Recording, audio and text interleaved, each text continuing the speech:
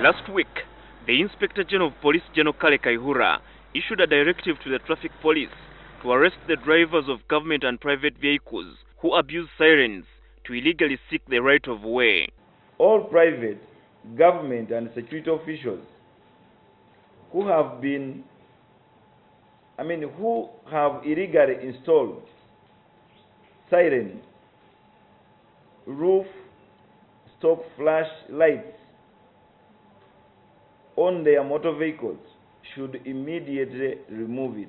On Monday, NTV stationed at major roads in and around Kampala to check whether the directive was being enforced and the level of compliance.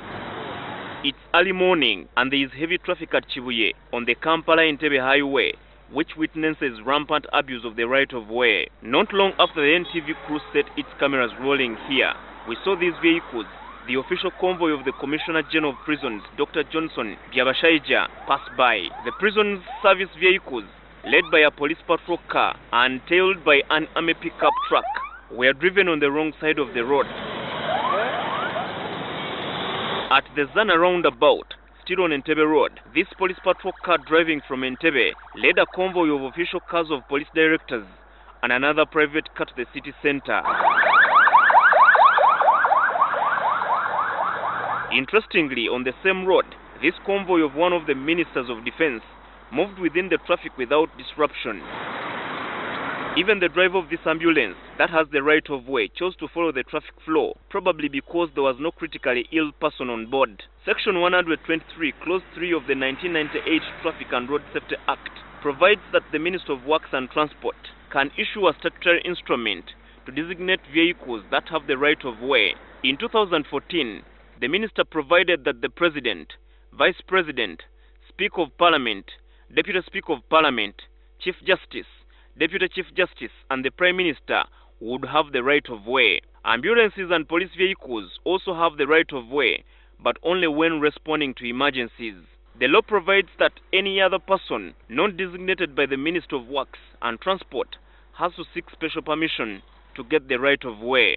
The spokesperson of the ministry, Susan Kataike, could not confirm whether the officials using sirens and yet are not designated were abusing the law. She noted that since Monica Ntegeazuba was appointed as the Works Minister in June, no government official has applied to get permission to use sirens.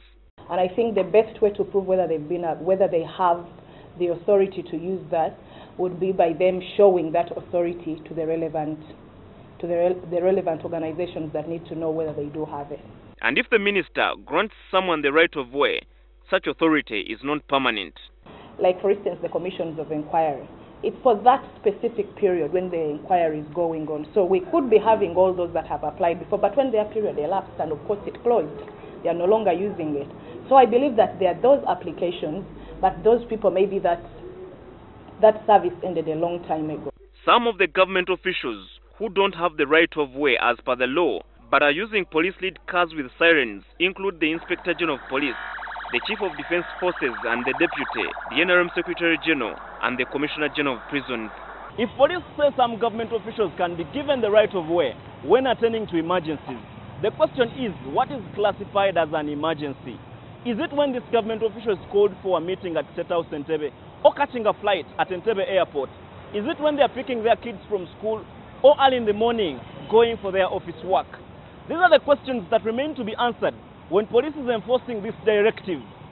Herbert Zziwa, NTV, Kampala.